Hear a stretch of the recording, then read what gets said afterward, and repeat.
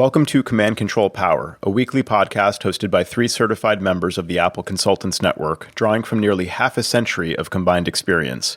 We talk shop, interview vendors and colleagues, and share what we've learned while operating our technology consulting practices.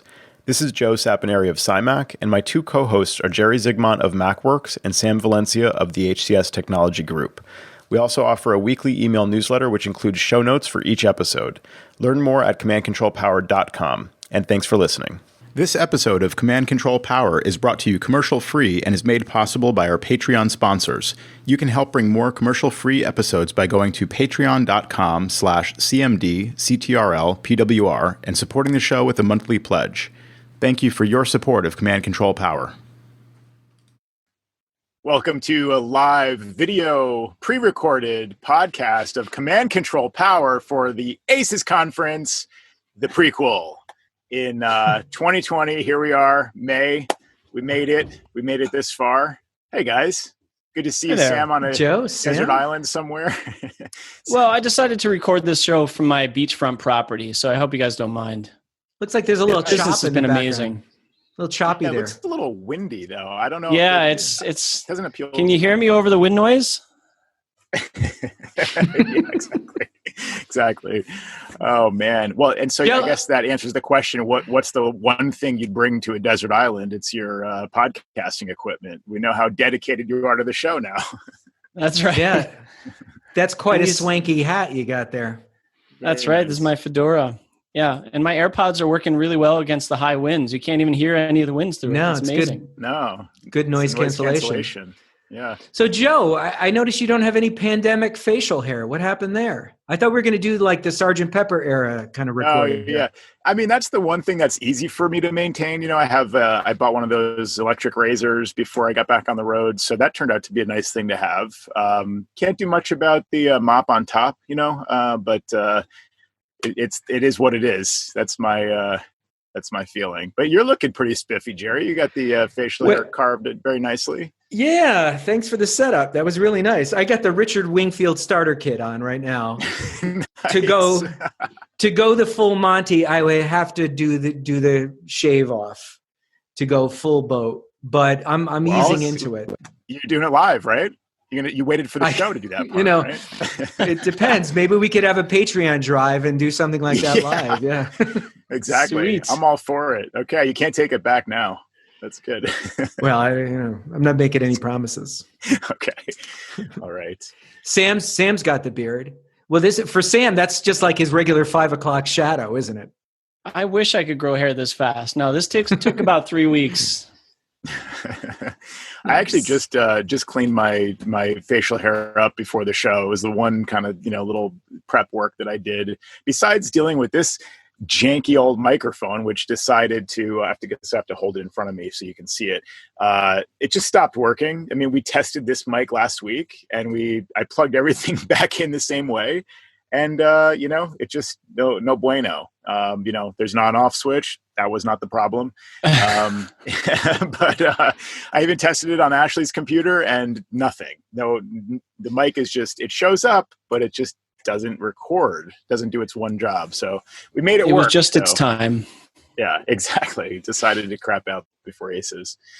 So was that some sort of artificial Sears background you got going on behind you, Joe, or actually you in the mountains? Well, this is a photo of Sedona, Arizona from the last time we were here last year. We had a great backdrop when we did our test recording last week at a different campsite in the campground. At an undisclosed location. Exactly. But they moved us to a different site. And it's a lovely site, but the backdrop just doesn't work well for this. You'll see like just blown out, window shades basically. So this is a little bit better. Maybe I'll change it up during the show, just keep things interesting here. Now, there was a rumor earlier in the year that you and Ashley are actually in the witness protection program. Is there any truth to that at all? I can neither confirm nor deny. Okay, good answer. Good answer. Yeah, I don't think he's allowed to talk about that sort of thing. Right. And now I'm going to have to move again. So luckily, it's easy to do. Just turn the engine over. Yeah, exactly. Right. We're always moving. So how are you guys maintaining? Yeah, go ahead. You guys got AirPods, right? Sam's got the old AirPods. You got the new AirPods, right? And we're getting your audio from those AirPods. And Sam and I are using the mic that you held up to the camera. You guys are actually getting my audio from my Zoom H6, which is our recording device for kind of like live, off-grid recordings. If we're not going through a computer, we have 6 inputs on there. We used that at Aces a couple of years in a row. So I don't know, how does it sound? Does it sound okay? Because it's definitely not AirPods, but hopefully it's better than that. Sam? It does. Yeah, it does actually sound pretty good. Cool. All right. So if Sam, Jerry's okay with it, then I'm okay with it. Yeah, I'm okay with it. I'm okay with it. Sam, any sort of AirPod story you'd like to share with the Aces attendees? Yeah. Speaking of setups, thank you, Jerry. But yeah, so I was I was actually at the market the other day, and so as I do, I had to go to the market. We've either around here or you can go on your, and depending on availability of deliveries and also the groceries that they can bring, sometimes we opt to go. So I did, and I wear a mask and I wear gloves and do all of the appropriate things I need to do to go there. And I also always wear an AirPod in my ears so that if I have to ask my wife something, I can just say, hey, Siri, call my wife, or send a message. And that's limiting my touches to make sure, even if I'm wearing gloves, that I'm not touching something of my own and I can just do my thing.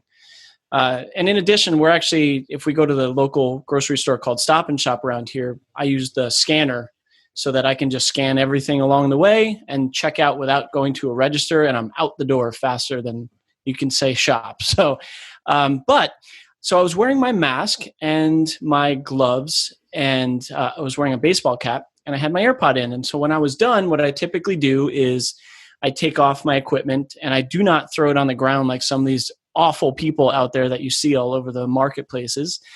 But I usually rip off my mask in this direction.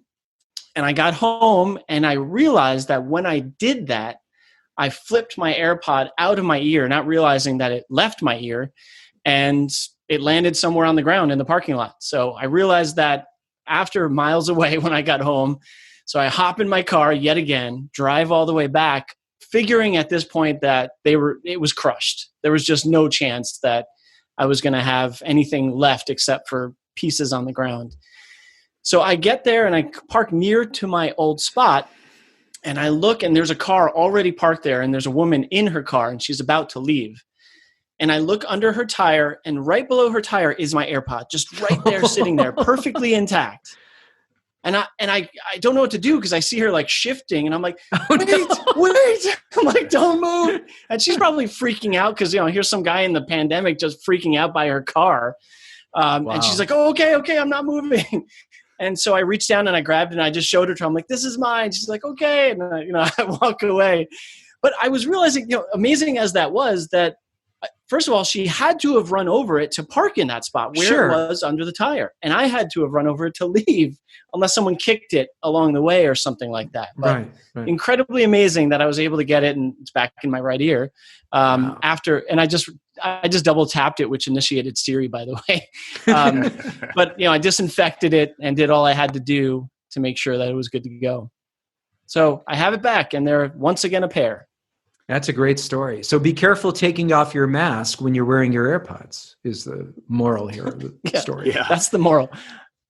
Yeah, no, I was going to say, I have a really good AirPods tip for you guys, just on the heels of that story. Does anyone experience the problem when you're using your MacBook Air or your MacBook Pro exclusively, and you're trying to get them to connect, and then they'll connect and then they'll drop off again? Are you experiencing that, Joe, with because I know you and I have similar vintage MacBook Pros. No, actually with my new AirPods Pro, I don't have that issue. Okay. So with the original ones, which I have, and that's what you have, right, Sam? Yeah. And I have you don't have the fancy pants it's terrible. Yeah. So the guy who makes Spam Sieve or Sieve, depending on how you pronounce it, and a lot of other great apps like Eagle Filer. His name is Michael Tsai, and his website is c-command.com. He makes a $5 MacBook Pro app or $5 Mac OS app that's available in the App Store, and it's called Tooth Fairy, and it sits up in your menu bar, and you tap it. It's a little magical wand, and immediately your AirPods will pair or unpair just with the tap, and they lock in, and whatever magic he's doing behind the scenes, there's no problem with it disconnecting. Because when I'm editing our audio show normally, I'm fighting this all the time because I use a program called Fission. Sometimes I'll bring it into Logic, and then I'll export it out of Logic as a stereo file after I've done any kind of post-processing with the audio. And so I'll edit it as a straight stereo track in Fission because it's very efficient. And I'll have a bear of a time. And sometimes it'll just lock up. I don't know if you experience this too, Sam, where you're watching something maybe on YouTube and all of a sudden you get the spinning beach ball, and it's because of the AirPods. And as soon as you unpair them, the Mac frees itself up again. I know. I'm super frustrated. And it's crazy. It's led me to think that I need the pros as Joe has gotten, but it's so frustrating. I got to check out the app that you're mentioning because I've had the same exact problems that you're talking about. Yeah, $5. You can't beat it. So thank you, Michael, for that. And go ahead. Yeah, that's a great tip, Jerry. The AirPods Pro, I've noticed, are much faster. So like if I, as soon as I tap the icon to switch audio devices to the AirPods Pro on my iPhone, it's like instantaneous. If I'm listening to a podcast, it'll just immediately switch and start playing. Same thing with the Mac. Like if I switch, to pair them to the Mac, it's very quick. So they seem to be much faster at the Bluetooth stuff compared with the original AirPods. I will say though that they just like fall out of my ear, where I never had a problem with the original AirPods. These I'm constantly kind of adjusting. So the first couple of days I got them, I was on calls with clients, and they just like fall out of my ear, and I'm in like mid sentence, and the thing just like falls out. So then I find myself just like pushing it or adjusting it. And then I was touching the button that's on there, which then would, like you said, Sam, activate Siri or like switch, all kinds of stuff was happening. So I got better at like knowing where to kind of how to mess with them. But yeah, they're great audio wise, like quality wise, it's incredible. We have this air conditioning unit that's like, 3 feet away from my head basically. And when that's on, it's really, really loud in the van, and I can't really work like that normally. But if I have both AirPods in and I use the noise cancellation, that sound just disappears to the point where it's like, I thought the thing turned off at the same moment that I switched to noise cancellation. I took the AirPods out, and it was like, loud in my ear again. I couldn't believe it. I put them in Ashley's ear and I said, check this out. Look at this. Like, this is crazy.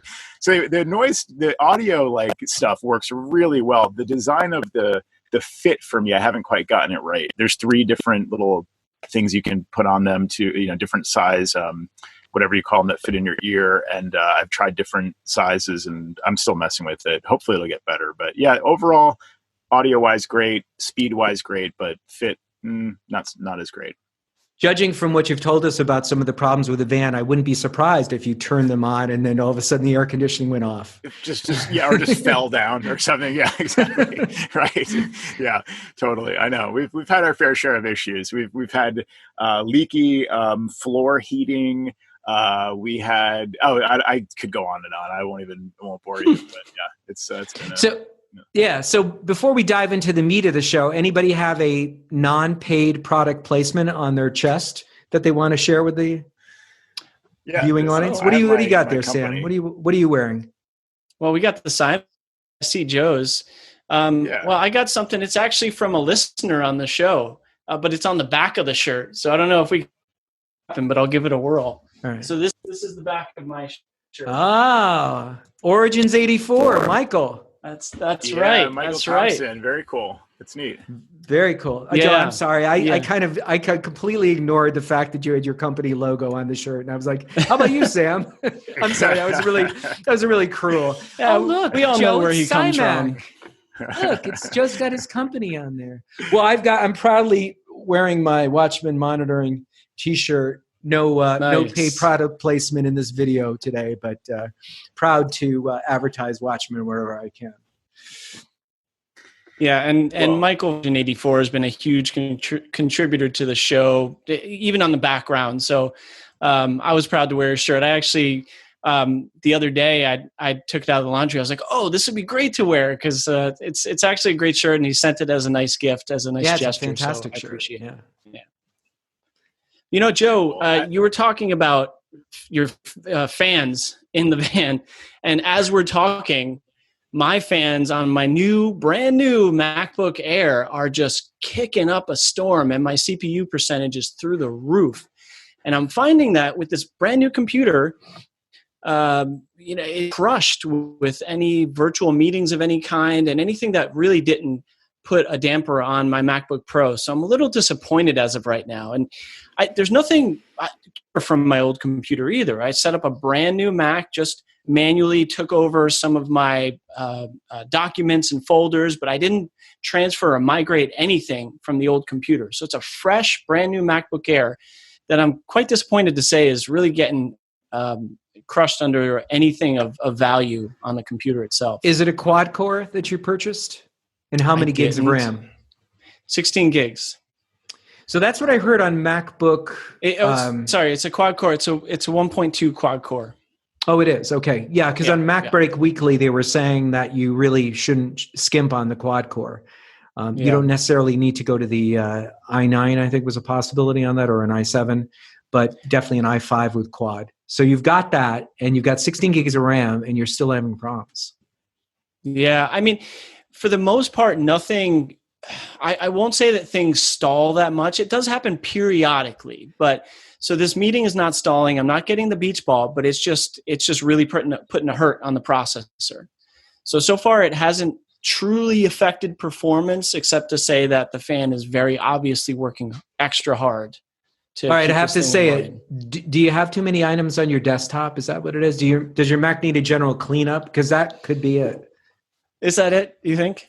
Do I need to run Norton Disk Doctor or something like that? Yeah, no, I keep my desktop pretty clean. Look at Joe's desktop. It's a mess. Look at it behind him. It's got all stuff over there. little dusty over there. Well, I mean, I have to say, I had high hopes for this new MacBook Air because we actually bought Ashley a new MacBook Air like back in January, I think it was. We picked it up sometime in February. Right before we got back on the road, she had used it for about a week or two at the end of February. And it was the previous generation. It was before this one came out. And so, when this came out 1 month later, I was kind of just shaking my fist at the air, like, just my luck. I mean, we bought this old MacBook Air now, which at the time was really, so she was coming from a 2012 MacBook Pro. So we really desperately needed to get her a new computer. And we figured, well, she can go with the MacBook Air. She's not doing much heavy lifting, didn't need a bigger screen, kind of went through it and decided this is the computer for maybe the next, few years, maybe 1 to 2 to maybe 3 years. But we weren't expecting much beyond that. The new MacBook Air came out, and Apple were kind enough to take back the old one as a return. So we actually returned the purchase. Wow. It was like a month and a half into it, placed a new order for the new MacBook Air. That took 2 or 3 weeks to arrive. So they were really very generous with the time frame of allowing us to return the old computer. So we're very excited about the new one, thinking all the problems with the old one, the slow processor, it's just underpowered basically. We thought that would all be fixed with the new one. And the new one, has been okay. I mean, it's definitely been a lot better, but we're kind of seeing the same thing as you, Sam. Like the fans kick in a lot more often than you'd expect in a brand new computer doing things that people do every day, like Zoom meetings, Right. It's just strange. It's just, I don't understand really why. I think, Marco Arment has talked about the thermal kind of, the thermal headroom. These computers don't have a lot of thermal headroom. So if you really use the processor, it just it has a very hard time cooling the system. And so you hear the fans kick in immediately. And if it can't cool the system, then it throttles it. So, then you start dealing with that problem where suddenly everything's grinding to a halt. And it turns out that kernel task is monopolizing the CPU in order to prevent other processes from having access to the CPU and making even more heat. So it's this catch-22 where you're either going to hear the fans all the time or you're going to have limited performance. it's just shocking coming from a 2012 MacBook Pro that was handling everything just fine on a daily basis. Like no problems, just that the keyboard was all worn away. The screen was starting to be a little weird, just like hardware stuff, but it handled everything. And this computer now 8 years later is struggling. So it's really strange, but yeah, I'm sorry to hear you're having the same issues there. I know Marco Arment was a big fan of something called Turbo Boost Switcher, which I've been a big fan of when I heard him first talk about it. And so I would imagine that both MacBook Airs that you guys are speaking of do have Turbo Boost built in. And I was wondering if you downloaded the free trial of that, so it doesn't switch automatically. You can't schedule it. It's more of a manual engage or disengage. I would be curious if one of you guys or both of you tried it and tried to disable Turbo Boost and see how it's worth a shot. Yeah. Look at Jerry coming through with the big. That's why I get the big monies, Sam. That's right. I wonder what would happen. I mean, because you're recommending turning Turbo Boost off. That's right. And then it would, at least the fans probably wouldn't have to crank up as much. But then it's like, could it still? Well, I guess, Sam, you're saying it's able to do everything you need it to do. So, yeah, it does periodically beach ball, but it's not like my day is being inundated with that. So, yeah, it's just frustrating to hear, for one thing. Like, I'm just super annoyed that I can even hear that noise right now. Right. But anyway, yeah. And what has your feeling been, either of you guys? I haven't come in contact with anybody who's gotten a new MacBook Pro, the 13-inch. That's just come out. Where do you think you'd land with that? I don't know. I'm kind of curious to Joe's story about swapping out for a new model because the MacBook Pro did get announced. I know. I'm really thinking about this because I went from a Pro and I thought, you know what? I don't know that I need a Pro these days. I was thinking to myself, I think I even talked with you guys about it offline. I said, I think I could get by with the new MacBook Air. And I feel like I'm dead wrong now. Let alone, I have not tested my VMware Fusion yet. And I'm almost like opening that up to see what would happen. So I think a few more tests are in order. Huh? Yeah, let's do it live on the show, right? While I'm recording. They lose me. That's what exactly right. Yeah, that's rough, man. I don't know. I kind of went through the same, process. I was looking at it like, guys, talk me out of this. Like, we're thinking of getting Ashley a MacBook Air. Talk me out of it. Is this crazy? Like, doesn't seem like she should need a Pro. I mean, she's doing email and chat support for her company. She's doing video calls. Like, that's things that college kids do. That's things that, high school kids do. Every day, people at work do this on a MacBook Air. Like, it should be fine. It just seemed logically like it would be okay, to the point where, I think we were all very surprised that these MacBook Airs are not as powerful as we'd really hope. So that new MacBook Pro, I'm just very happy that Apple now has a product line that I can wholeheartedly recommend across the board as far as like longevity of hardware. No longer do we have to worry about the keyboards just failing or clients having those kinds of issues. Right. They're in a much better position, but it's still hard to decide on Pro 13-inch versus MacBook Air.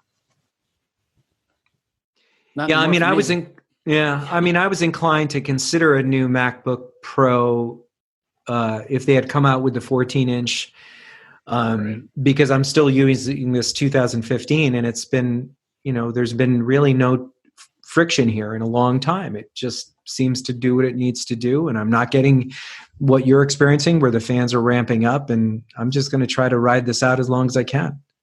Sam, you have the MacBook Air 13-inch. I have the MacBook Pro from 2015, but the 15-inch. So I was also looking forward to the possibility of a 14-inch MacBook Pro, because I do feel like I need the Pro, but I want at least, I think, a 14-inch screen. The 15-inch is great because I, connect to a 27-inch iMac remotely, say. I need the pixels. It really helps me with my work. So when you guys are connecting to a client machine remotely, like we all are now doing almost everything remotely, do you plug into a monitor, Sam, and you, Jerry? Like, if you have this machine as your primary everyday machine, are you plugging into a monitor when you're doing these remote support calls and things? Are you concerned about scaling? Yeah, I guess so. I mean, just being able to see the screen, really. Yeah, I do have some of that difficulty. It's kind of funny because a long while ago, started teaching classes. I learned about the zoom feature on my screen, which I now use all the time. So I don't use an external monitor to answer your question. I'm remoting in, and if it's a little hard to see, then I'll use my control and swipe with my trackpad to zoom in on the area I'm looking at. Yeah, I kind of work around it. But I see your point. I mean, I've never wanted to go beyond 13-inch in years, but those remote tools into some of the other computers can prove to be challenging size. Yeah, I mean, for me, just I go into accessibility and I've enabled zoom. And so I use that with a modifier key and 2 fingers on the keyboard and zoom in when I need to. Yeah. Right. And that seems to do the job. It doesn't get too hairy a lot of the time, and that's with a 13-inch MacBook Pro. So. Right. And so you're just zooming in, like, let's say a team viewer showing, not full screen, but like full size window taking up the whole screen. And you're finding that zooming in using the, you can hold control and swipe up or whatever you've set that to. Sure. That display, like the quality actually is there for that kind. I haven't really tried that. I guess I should try that. It's actually awesome. Yeah. Really? Yeah. Okay. Nice. All right. Well, maybe I can be a candidate for a 13-inch Pro, not an Air. Thank you, Sam, for vetting that for us. But I was gonna say I got one to sell to you, but all right. Yeah, exactly. I might be selling my old 2015 15-inch here. It comes complete with an extra fan vent in the front, which is not factory, but it's dented and slightly open, so you can have the airflow coming in through the front as well. I love that. Great system. Yeah.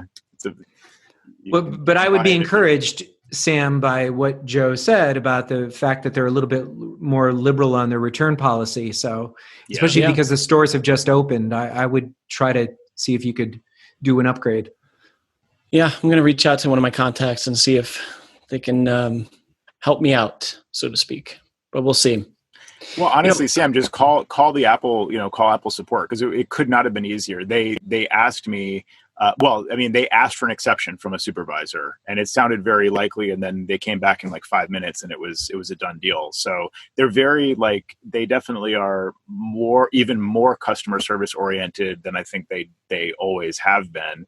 And I think this is also not only during quarantine and COVID and everything, but I think also when you're on the cusp of a new computer, they don't want a person who just bought a Mac to feel like profound buyer's remorse, so they have this incentive to just take care of you, basically, especially when you call and say I'm an Apple consultant. I mean, I don't know, maybe that could undermine things. Actually, it'll help. It'll help. Yeah. I'll tell us, huh? No, I was going to say it's never worked well for me. What is the ACN? I've heard that before, but Right. Yeah, no. Do you think it matters if I have a dent on the corner of my new computer? Will they take it back? Well, I hesitate to even say this, but actually has 2 keys on the keyboard that are slightly worn away. Like they're, it's almost like when you see somebody's keyboard and it's like 5 or 10 years old or something, and it's like you can't even read the letters. The backlight just shines through. The letter itself is worn away. Well, that happened in the month that she used this computer before we got the replacement. So when they get it back, they're going to see that nothing was spilled. It just wore away. It seems like a design flaw to me. So I'm hoping they don't, I don't know, have any concern with that. But I think a dent might be a little bit of a different story. We shall soon find out. Sam, you were going to tell a little anecdote about calling up the Apple Care people. I was I? Yeah, before I rudely interrupted you about mentioning that I was an ACN. Oh no, or the fact that we have that additional call-in number. Nothing anecdotal there, but that could also help to get a direct line into them saying we're an ACN, provided they know who we are. But I was kidding about the dent on the computer, but I don't know if we can see this on the camera, but my iPhone, now we can't really, but there's the bottom of my iPhone 11. Do you see that crack ever so? I see that. Yeah. Wow. So that just happened just a couple of days ago, which you guys know, and Joe does too. I go caseless. I go commando with my phone. So that was unfortunate to see happen. And my daughter was actually laughing at me about it. Do you have a crack? No, I'm caseless. Yeah. Oh, okay. Like yeah. But so that was kind of a bummer, but plus I'll deal with it. But how about on the repair side? I know, Jerry, you've been doing a lot of repairs lately. What do you got for us on that end, man? Sure. No, you were talking about commando, and I was thinking commando control power would be. I don't know what that would mean. The higher tier. Funny. That's the higher tier patrons. They get the commando control power. Yeah. Or if Zoom meetings are this way up. Yeah. Or if you were wearing a Highland skirt, you were Scottish, you'd have your commando control power. Right. Oh, don't get me started on the Mike Myers Scottish thing again. I'm going to start cracking up. So, yeah, I've been doing a little bit more repairs in the last couple of weeks. So there's been those opportunities to basically take apart 21-inch, 27-inch iMacs, put in Samsung SSD hard drives. And I did have a recent repair that I wanted to share with you guys because it kind of caught me by surprise and didn't quite go as well as expected. So, we talk about this a lot on the show, and you always say like, oh, I've done like this many or that many. I would say without exaggeration, I've done over 50, 27, 21-inch. And in some cases with the 21-inch, I've removed, and the 27s, actually the 27, you don't need to do that. I've removed the logic board from the 21 inches to upgrade the RAM, because that's the only way you can do that. Right. So I got in a 21-inch 2017 iMac, which we'll see in a moment. I'll do a screen share here. Actually, let me start to show it to you. And it had instead of having a Fusion drive in it, it had a custom to order 1 terabyte SSD in it. And this is what it looks like with the logic board removed. And, it's kind of a big deal to pull it out. But once you do it a couple of times, and Lord knows I did it a couple of times with this one, it gets easier. So the NV RAM module is right up at the top of this picture here. You can see just underneath the ports. So if you see the ports at the top of the logic board, the way the board is now oriented, that's the NV RAM. And it's actually NVMe, which stands for Non-Volatile Memory Express module. And what can go into a 2017 and newer is an Aura Pro X2.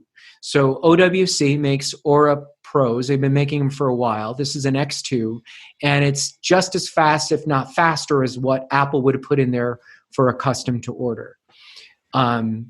So during the course of removing this logic board, what happened to me was it's a little bit tighter than working on a normal 21-inch where you have to pull out the logic board, because the heat pipe, if you see it coming off of the cooling off of the left, remains attached. So that whole assembly that you see upside down and resting on the iMac actually has to come out as one unit. And I hadn't encountered that before with the other 21s where I've removed the logic board. So as I was removing the logic board out, I caught a piece of, this shows you what I put in. This is the Aura Pro X. And the module that I removed down there is the bottom. It's an identical pinout, so it's a match for match. But in this picture, it shows you just the corner of the logic board, and I happen to wing 2 little gizmos there in the lower right-hand side of the logic board. And I didn't notice it when I pulled it out, but as I was examining the logic board, I did notice the damage.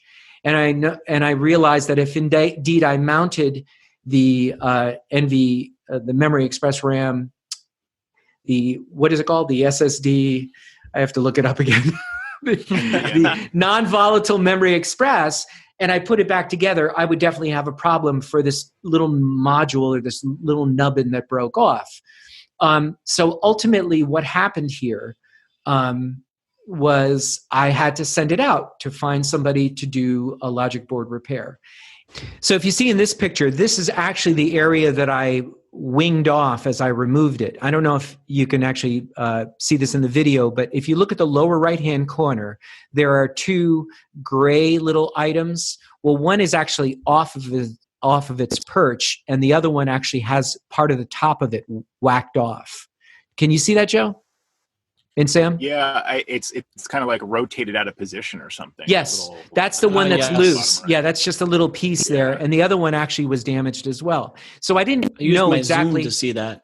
I didn't know exactly what that did, but I sent it out to a place recommended by John Motor, who's on Slack, and he's out of Iowa, and this is the Computer Repair of Des Moines. And John says these guys do board repairs all the time, and you might want to send it out to them. So I did. I overnighted it to them. They looked at it. They said, this is something we definitely could handle. Send it off to us. Overnighted it. And I got it back, and it looked a little bit like a Tim Burton movie when I got it back. And I'll show you the next picture. So there we go. So orientation is different in this picture. If you flip that 180 degrees, maybe I can do that through the magic of computers. There we go. So the little nubbins are gone in the lower right-hand corner. And you could see they had to bring in another component. Now, what that piece did was it actually controlled the Ethernet port on the 21-inch iMac. And they have this groovy stuff that they put all over the board, which keeps all the little wires in place, and you could see that in the picture now. And we'll rotate it again to get to the orientation correct. So that's all solidified on top, so that if you were putting it back in, you wouldn't do damage to the repair. And again, another rotation. And so this got all buttoned up, and it worked like a dream. That was great. The only downside to this whole thing was that these non-volatile memory expresses, these modules, you cannot take out and mount in a standard OWC chassis. So we know that if you can get the external enclosure for a drive that you remove from OWC and place it in there, but OWC says that they don't make an enclosure which will mount the 1 terabyte Apple NVMe that I pulled out of there. So that's kind of weird. So then you don't, you've pulled it out and you can't do anything with it unless you find somebody out. And there must be somebody else out there, in China who, makes some sort of an enclosure for this.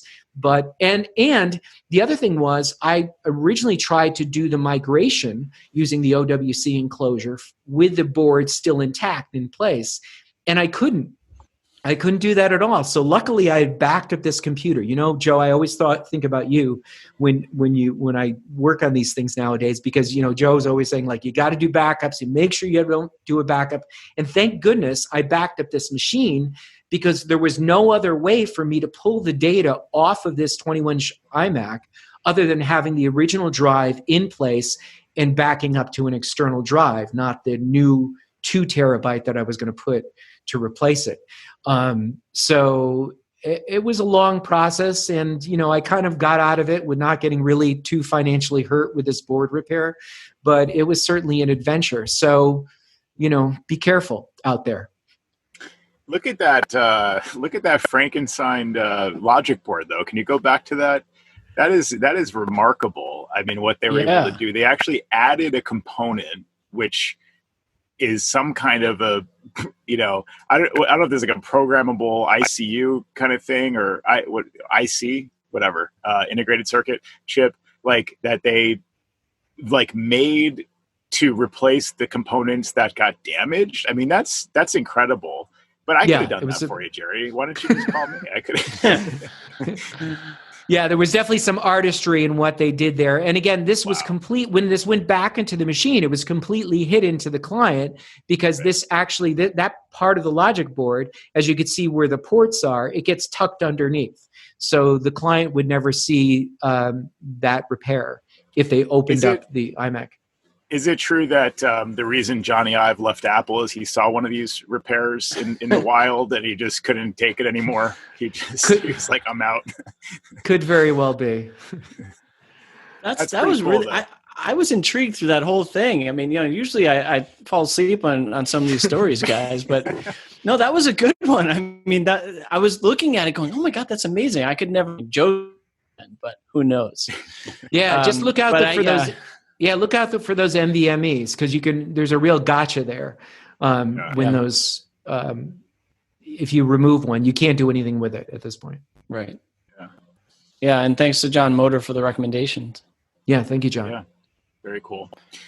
Yeah. Well, that's a pretty unique scenario to be in a repair like that, to get that deep into it. I mean, we've certainly done our fair share of third-party SSD upgrades, but we typically avoid like the other side of the logic board, basically, because I guess this is one of those hazards. It's too intricate. There's too many little components that are too easy to damage. But I see where you're coming from, because without the proper amount of RAM, it's just not a good outcome necessarily. Like even with an SSD upgrade, I've found, if they don't have 16 gigs, they're not really going to get the full benefit of the performance of the machine. Even if they have a nice fast drive, they can't really do much with it if they don't have the right amount of memory. So, but that's great that you're able to get in, do some damage, get out, and not have, not have it damage your overall. I mean, it's like in other words, you didn't really lose money on this overall. So that's a good thing, because it could have been I came out all right on it. Yeah. Thank goodness. Nice. Yeah. But there's people out there that are capable of doing those kinds of repairs. And one guy who's, I just need to throw this in, who's highly visible on the internet is Rossman, right? Rossman, yes, thank you. Out of New York City, but you can't mail in an iMac board. They will not take it out of the machine like that. So you can send them in a MacBook, a portable, but they will not take a logic board pulled out from another computer and fix it. So that I was dead in the water using them as a resource. So you sent this company in Iowa the logic board itself, and that's it? And they were able to work the logic board, and they also asked for the power supply. Interesting. Okay. Huh. That's amazing. I mean, it sounds amazing. Like they're really set up for this kind of thing. I'm very impressed. It's great to have a resource like that, because I'll knock on wood somewhere, and you'll probably see the video go janky for a second, but I hope I'm never in that situation. But if I am, it did actually get janky when you did that. Okay. Did it? Yeah. Don't. It's like, just like, everybody stay calm. The video's working. Let's not lose it. So, but guys, we're in the middle of quarantine here. We're a couple months into it at this point, and we've talked on the show a lot about the way things have been going, and the way we've adjusted. But Sam, I wanted to talk to you, because you're working with your team about how to talk to clients about how you're working, what kind of adjustments you're making, and I'm looking for some pages I can take out of your playbook. So, what have you figured out where this is concerned? We're always stealing from each other. I think one of the pieces that I've been concerned about is somewhat of a formality with clients and with your employees, if you have any, to figure out what to discuss next about as states open up slowly. What is your method? What is your protocol? Have you had these formal conversations with the people to discuss that you're all on the same page?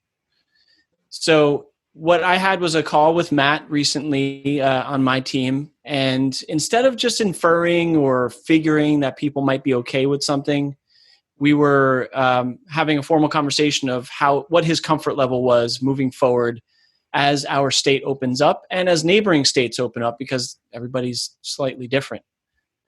So my concern there was, does he have any questions for me that he's not asking? And so I sat down with him over the phone, and we had a conference about it. I said, I don't want to leave things to chance. What equipment do you feel comfortable using? Meaning a mask or gloves or anything like that we can provide as a company to you to make sure that you're feeling comfortable walking in the door if you do that in the near future. And as the state opens up, we're not going to require anything. It's an open discussion to see how you feel about walking into that client.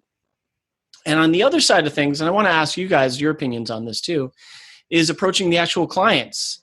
I had a recent USG, a Unify USG setup for a client that we did offsite. And I said, their basement was their office. I said, if you want to clear out of the basement for a couple hours, I'll be happy to come in fully protected. And I was trying to make this as a convenience to them because I like them and I know them. And I'm still a little concerned about walking in any doors. And they said, I hope you don't take offense to this, but we are not letting anybody in the house. And that includes you. So we agreed that I would leave it at the front doorstep with a dead drop, so to speak. They would take it inside, sanitize the box, and then I would walk them through the setup. Poor choice of words there.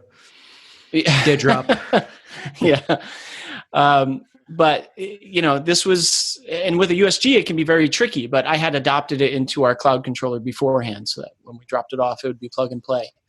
But anyway, these are the types of things that we were concerned about. And lastly, our client in New York City had said a few weeks ago, hey, can you come in a couple of weeks and do our server inventory like we planned? And it was a tiny bit of an awkward conversation because they were expecting it. And I said, I hope you're, not expecting anything, at least not just yet. The state is not fully opened up yet. And we may not be comfortable walking into Manhattan, going down the street, mask or anything, or walking in the door of a building. So we had to postpone that, and they agreed that would be the best course of action. So anyway, it's all about formalities. So I wanted to throw this to you guys to see how you felt if you had any of those conversations, casual or otherwise, with clients or employees. Yeah. It's a great question, Sam, because I had a similar situation come up recently where a client asked us, they said, hey, we're moving. Tim was really great last time we moved. He came in and identified all the locations for networking equipment and identified like which components are going to be taken from the old house and brought over. And, we basically just had our white glove approach to helping a client with their tech move from one residence to another. And they were about to go through this process again and said, in a couple of weeks, we're going to be moving, something like mid-June, they said. So Tim replied, we were both copied on it. Tim replied, well, we're not scheduling anything on site right now. And, but we can do like a video. We can do like a FaceTime video kind of thing where we walk through and see, we can basically do the same thing, but remotely. So I thought that was a perfectly fair response. And last we talked about it, we weren't scheduling anything on site. But in my mind, I'm thinking, well, this client's asking about mid-June. It's maybe still about a month away, but, maybe depending on the timing, like we'll see. I would have probably had a more of a neutral, like we'll see kind of response. I wouldn't have necessarily said, no, we're not scheduling. But to your point, it's really just what Tim is comfortable with. So I wouldn't be expecting him to go on site or asking him to go on site. But it would be a conversation that we would have, and we may still have about this particular client. But the client was happy to do a virtual walkthrough, and I in fact did a virtual walkthrough with a different client about their network upgrade yesterday. It's funny to get on FaceTime with the client and have them see a window into your world as you're seeing a window into their world, and it's but it can be an effective technique. You don't necessarily have to go there, especially if they understand we're all just making accommodations. But the funny thing was too, with this client that I was on with yesterday, they had their electrician there, they had their interior designer there, and like one or two other people kind of in the background moving around. I was on the FaceTime call with my client, her interior designer, who's actually another one of my clients who introduced us to her, and the electrician. And one of them had a mask and it was pulled down to like her chin. And the other two didn't have a mask. And they were all just like walking around the house, hanging out, talking. So I thought this is interesting because like we're going to be encouraging this remote everything, and they're obviously fine to just be hanging out with no masks. So everybody's a little bit different on this, and it brings up really interesting questions because it's like highly politicized. Yeah, somebody correct me in the comments. Okay, in one of those iterations, you got it. Yeah, I think I got it in there somewhere. Heavily political, because some people are like, this is fake, there's no threat, like, at all. And masks are stupid. And if you're wearing a mask, you're the idiot. Like, people literally think that, and that's weird. But like, you don't want to get into this conversation with a client where you're trying to be careful and protect yourself and protect them. And they're just like, they're throwing caution to the wind. That's the other side of things that could get a little bit awkward too. Like if you're resisting and they're like, what's the problem? Yeah.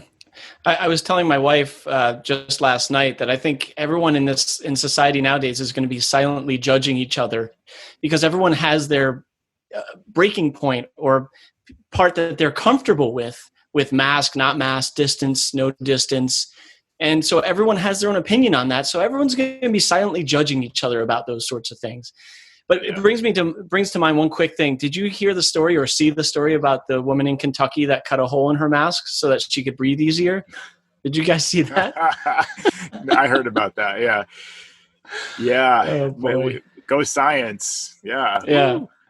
Jerry, what are your thoughts? Yeah, I mean, I hear you guys, and I think you're right. Everybody has their comfort level, and then it's the question of, well, the client is a little bit gives their people in their home or their business a little bit more latitude, and they're expecting you to follow suit, and you may not have that comfort level of just being freewheeling in there like all the other contractors that Joe described, and so that concerns me.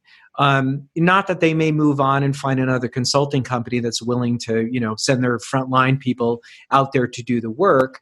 But, what's the long range implication of this? Like, when are we going to feel comfortable?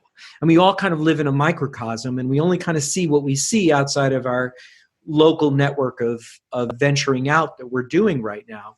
So, right. And that's what I'm really dubious about too. Whatever date your individual state sets is being the back to work date or the reinvigoration date. To me, it doesn't seem like just by the flick of a switch, everything's going to be okay. And we should just go out there and commingle. And I realize that nobody's saying that to that extreme, but I don't have any more of a comfort level come the 20th of this month when Connecticut is supposed to get back to work than I did, 3 or 4 weeks ago. So I'm really cautious about everything that I do. And I'm not going to be just anxious to run out and visit client sites, whether it's residential or business, just because someone in the governor's office says it's okay now. Especially with the fact that we can't even go out and buy supplies. I want one of those N95 masks with the little filter on it. I want that with the little valve on it. Yeah, you can just remove the valve and breathe easier and just, Yeah, no, I completely agree. It's crazy. How can you send your team or go yourself to a client and we don't have protective equipment? I was able to get 2 N95 masks from a friend of mine. And, I'm keeping them in case I need them because we don't know if it's going to get worse again. I don't know if I'm going to be in a state or a locality where it's going to be worse, but those are precious because we don't have unlimited ones, Mm-hmm. And so, if we had protective equipment in general, if we had testing, if you could just order some tests on Amazon and, take a test the day before your client takes a test before you get there, you take a test before you're going there, maybe we could be really careful about it and mitigate, the risk a little bit. But until we have access to all this stuff, it's still just a best effort kind of situation. It's not, I think we can all agree at this point, it's not like a miracle, it's just going to go away and then it's gone and then it's okay.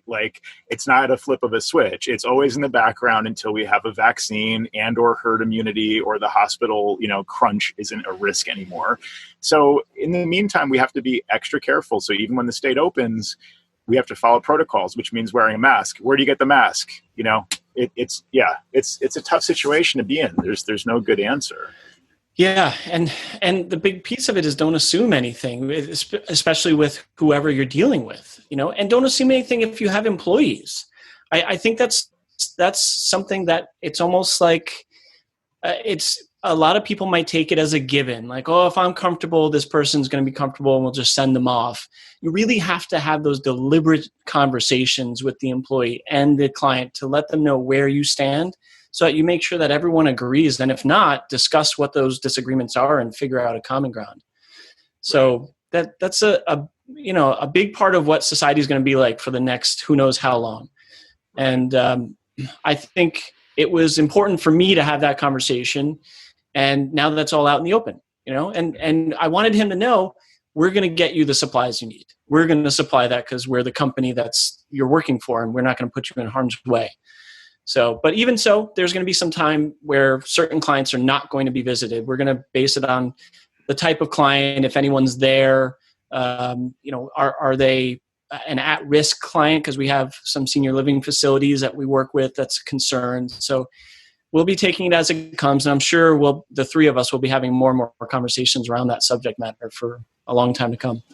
Yeah, it's a really interesting topic because we are such a service-oriented business in general. And I think, the three of us and more broadly, the Apple Consultants Network, our colleagues, we all tend to take a very, high-level service-oriented approach where, of course, you're going to do whatever you can do for the client. You would not, under normal circumstances, ask a client to find a place in the rack in the basement to plug in a Synology, and then power it up. And, you just wouldn't be like, but that's exactly what I've been doing lately. We've had a few Synology installations, setting up backup devices for clients where we set it up, it's plug and play, it's all in, quick connect and everything. So as soon as they plug it into the network, it's just online and they're good to go.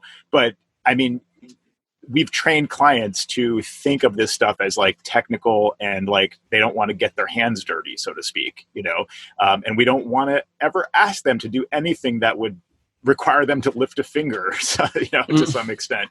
And here we are saying like, hey, Mrs. Smith, can you like go down to the basement? Already you're like, wait, what are you asking me to do? You're go to the basement, and then like, okay, can you find this rack of equipment? And there should be a bunch of lights.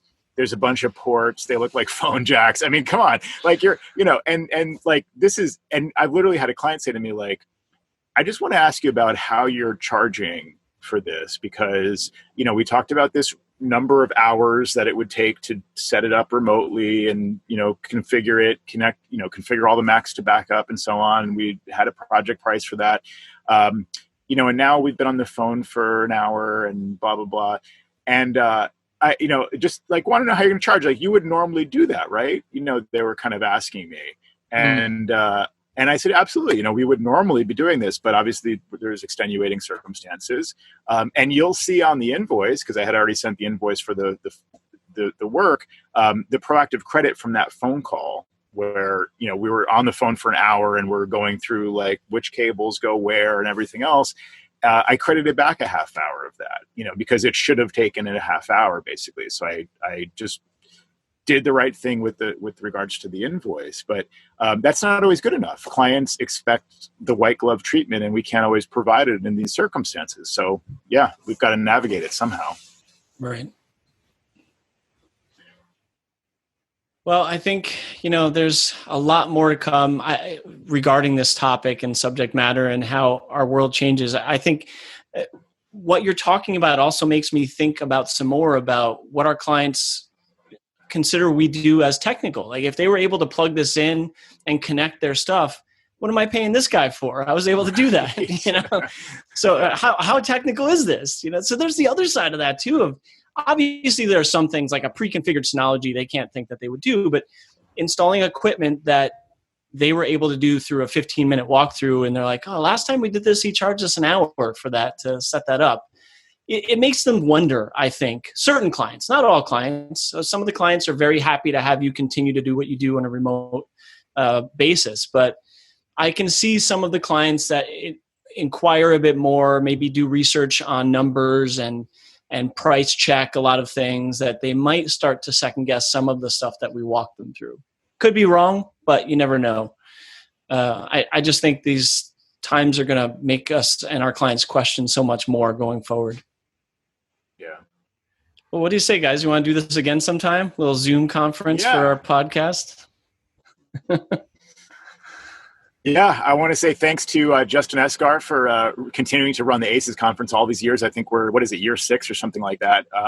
So good for him. And Tim, I think he has a whole board of people, working on this with him, but keeping it going, even with all the challenges, some of which we've been discussing here and just the broader concerns. So great work, Justin, keeping this going, and team. And also for inspiring us to do this video podcast, because I think we may decide to do this again sometime. So it's if you see more videos from Command Control Power and you like it, you can thank Justin. You can go check out the ACES conference at acesconf.com. So what else, guys? Any closing remarks? Well, as I used to say on Hill Street Blues, be safe out there. Good advice. Good advice. Stay safe, stay healthy, and we'll see you. We'll see you when we see you.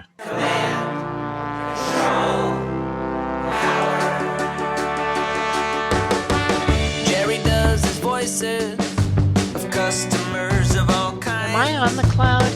Joe spins his deeply detailed yarns all the time. I have a whole story about this. Sam is on the road again, phoning in from a hotel. At least we know where I am. Half a century combined of Apple expertise right now.